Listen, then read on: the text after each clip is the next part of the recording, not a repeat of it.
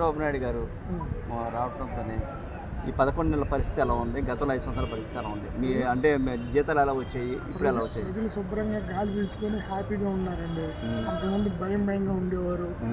ఎప్పుడు వైసీపీకి జై అనకపోతే కొడతారు అనే భయం పోయి చంద్రబాబు నాయుడు గారికి జై అనకపోయినా మమ్మల్ని ఏం చేయరు అనే ధైర్యంతో హ్యాపీగా గాలి పీల్చుకొని శుభ్రంగా బతుకుతున్నారు. ఇక పథకాలు ఇచ్చిన అయిపోయినా ఏమో తప్పుపట్టరా ఆయన్ని. ముందు ప్రాణభయం పోయి జనానికి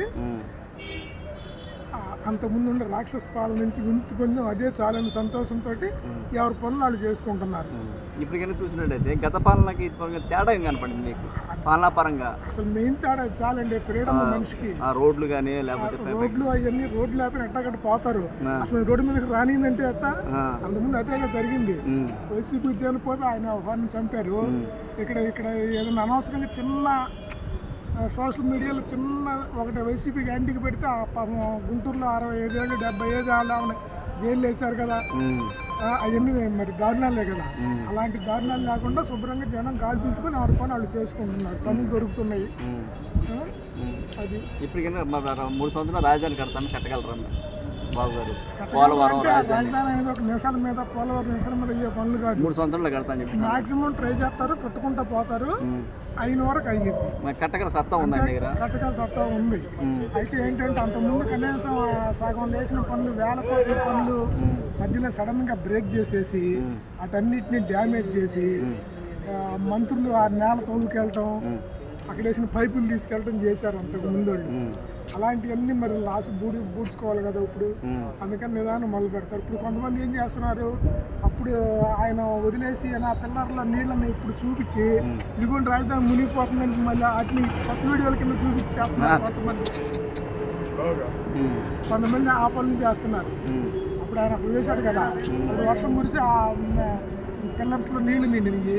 ఆ నీళ్ళని ఇవాళ వచ్చినట్టుగా చూపించి ఇదిగోండి రాజధాని మునిగిపోతుందని కొంతమంది రాంగ్ ప్రచారం చేసేవాళ్ళు ఇప్పుడు ఇంకా ఉన్నారు.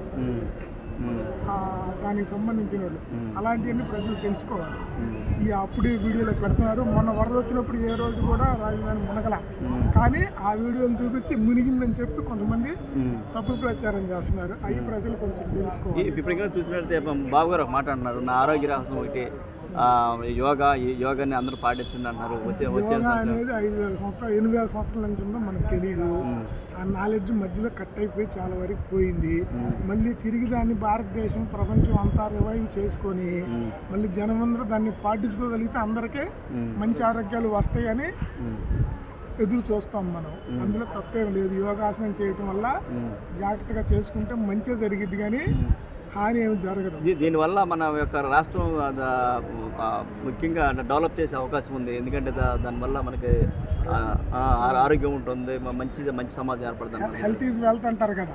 ఆరోగ్యమే జనం అందరూ ఆరోగ్యంగా ఉంటే ఎవరి పనులు చేసుకుంటే సంపద పెరుగుతూనే ఉంటుంది.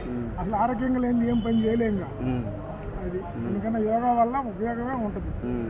మొత్తం మీరు సపోర్ట్ చేయబోతున్నారు? సపోర్ట్ యోగా విషయంలో మాత్రం ఎవరు చేసినా సపోర్ట్ ఇచ్చారు. ఎందుకంటే అది మనకి భగవంతుడు శ్రీకృష్ణుడినే మొట్టమొదటి యోగీశ్వరుడు అన్నారు.